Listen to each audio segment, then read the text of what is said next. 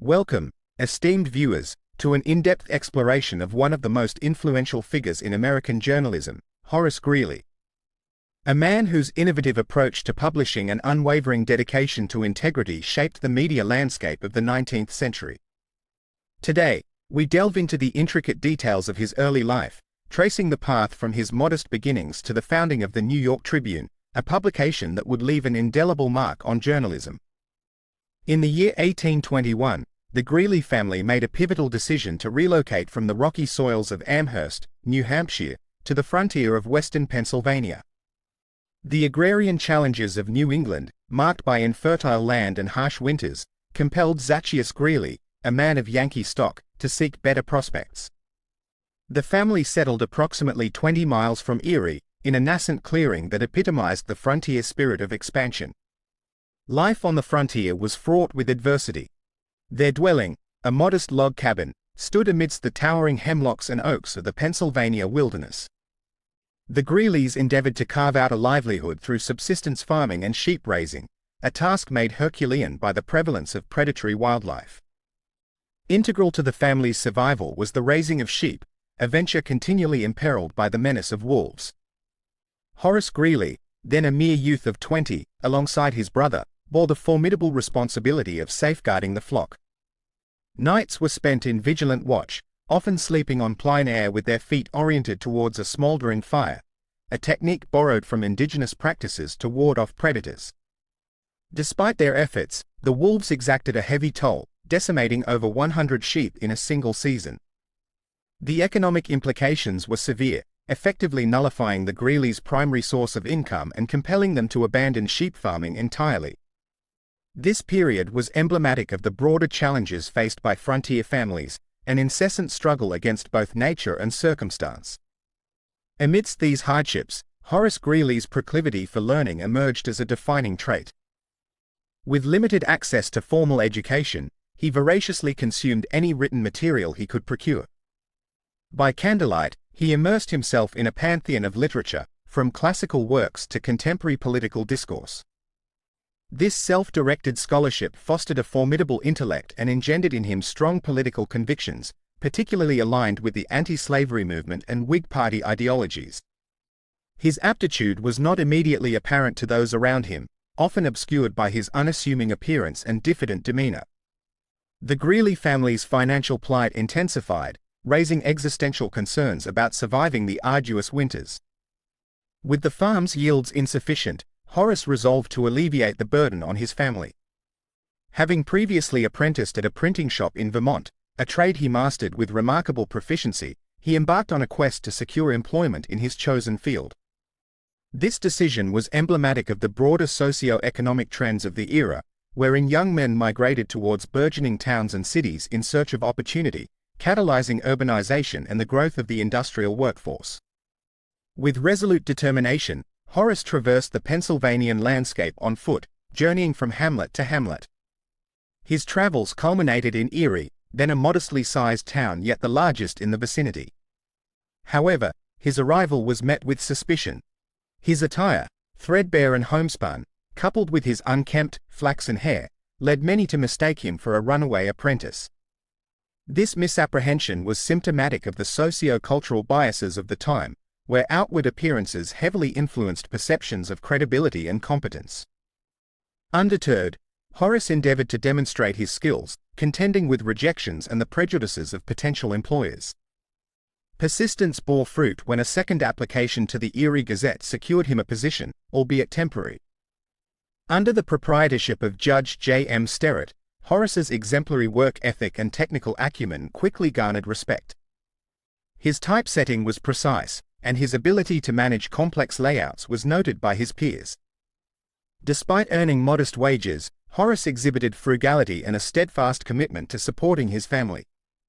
Of his earnings over 7 months, totaling approximately $141, he allotted a mere $6 for personal expenses.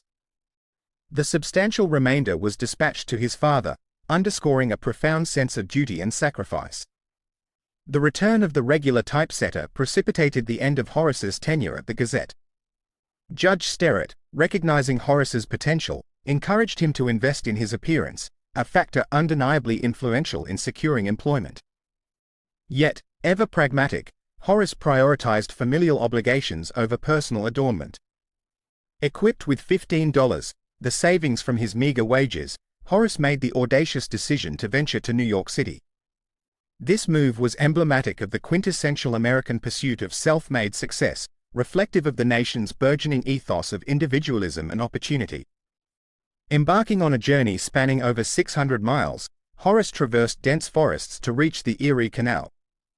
His passage cost a frugal sum of just over $5, leaving him with $10 upon arrival, resources he would need to manage judiciously. The voyage afforded him exposure to the varied landscapes of New York State, potentially enriching his understanding of the country's geographical and economic diversity. On August 18, 1831, at sunrise, Horace disembarked in a New York City teeming with approximately 200,000 inhabitants, a metropolis on the cusp of transformation.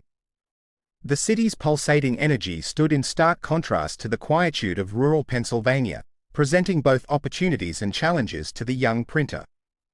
In a city where he knew not a single soul, Horace faced the immediate challenge of securing affordable lodging.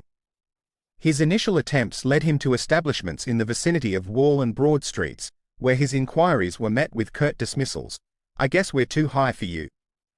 This rejection illuminated the class stratifications prevalent in urban centers, where economic status dictated social interactions. Ultimately, he found refuge in a modest boarding house near Washington Market, operated by an Irishman named McGorlick. This humble abode provided not only shelter but also connections that would prove instrumental in his quest for employment. Armed with his trade tools but lacking formal recommendations, Horace commenced an arduous search for work. The first day was met with relentless rebuffs, often laced with skepticism about his capabilities. At the office of the Journal of Commerce, he was brusquely accused of being a runaway apprentice and advised to be off about your business. Such encounters highlighted the barriers faced by those without networks or endorsements in professional spheres. Undeterred, Horace persisted, demonstrating resilience, a trait indispensable for success in the rapidly industrializing economy. Serendipity favored Horace when his landlord mentioned his plight to an acquaintance, leading to a tip about a vacancy at West's printing office on Chatham Street. Arriving before dawn, Horace waited patiently outside the locked doors. His encounter with another printer, coincidentally a fellow Vermonter, proved pivotal. This camaraderie facilitated an introduction to the foreman, who, albeit skeptical, agreed to assess Horace's abilities. Assigned the arduous task of typesetting a page of the Polyglot Testament, a complex job demanding meticulous attention, Horace surpassed expectations. His work was not only superior in accuracy but also in efficiency, unequivocally demonstrating his mastery of the craft. Horace's tenure at West solidified his reputation as an exceptional printer. Over the ensuing months, he earned steady wages and continued his frugal lifestyle, channeling surplus funds to alleviate his family's debts. His proficiency extended beyond technical skills. He engaged in intellectual discourses, contributing to a culture of knowledge within the workplace. This period marked a significant progression in his professional trajectory, laying the groundwork for future entrepreneurial ventures. After a decade of industrious work, Horace transitioned from journeyman to partner, culminating in the co-founding of the New Yorker in 1834. This weekly publication distinguished itself through its comprehensive coverage of literature, politics, and the arts. Despite its critical acclaim and a peak circulation of 9,000, a considerable feat for the time, the New Yorker struggled financially. The publication's deficits underscored the challenges inherent in balancing editorial quality with economic viability. Undeterred by these setbacks, Horace remained committed to advancing journalistic standards and engaging with pressing socio-political issues. The presidential campaign of 1840, pitting William Henry Harrison against incumbent Martin Van Buren, reignited Horace's political fervor. Recognizing the power of the press in shaping public discourse, he launched The Log Cabin, a weekly paper dedicated to promoting Harrison's candidacy. Remarkably, circulation soared from an initial 48,000 to an unprecedented 90,000 copies. The paper's success was a testament to Horace's astute understanding of mass communication and the electorate's sentiments. However, the low subscription price, set to maximize reach, resulted in marginal profits, and the venture concluded with the firm encumbered by debt. This experience further honed Horace's acumen in the complex interplay between media influence and financial sustainability. Undaunted, Horace identified a lacuna in the media landscape, a demand for a daily newspaper that combined affordability with integrity and intellectual rigor. On April 10, 1841, he founded the New York Tribune, pricing it at 1 cent to ensure accessibility. Leveraging a loan of $1,000 from his confidant James Coggeshall, he surmounted the logistical challenges of launching the paper. The Tribune's inception coincided with the national mourning of President Harrison, a somber backdrop that perhaps accentuated the paper's commitment to earnest journalism. The Tribune rapidly gained traction, with circulation expanding exponentially and advertising revenue burgeoning. Its success was not merely commercial but also ideological. It steadfastly adhered to principles of ethical reporting and progressive thought. Horace Greeley's journey from the forests of Pennsylvania to the helm of one of the nation's most influential newspapers epitomizes the quintessence of American self-made success. His contributions extend beyond journalism. He was a vocal advocate for abolition, women's rights, and labor reforms. His dedication to truth and social justice resonated through the pages of the Tribune, influencing public opinion and policy. His legacy endures as a paragon of journalistic integrity and innovation.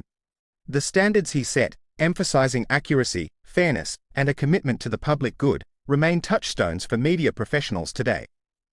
Horace Greeley's life is a testament to the profound impact one individual can have on society through perseverance, intellect, and unwavering ethical convictions. In reflecting upon Horace Greeley's remarkable odyssey, we are reminded of the transformative power of dedication and principle. His story is not merely historical but continues to inspire and instruct. Let us carry forward his commitment to excellence and integrity in our respective endeavors. Thank you for joining us in this exploration of a true pioneer in publishing.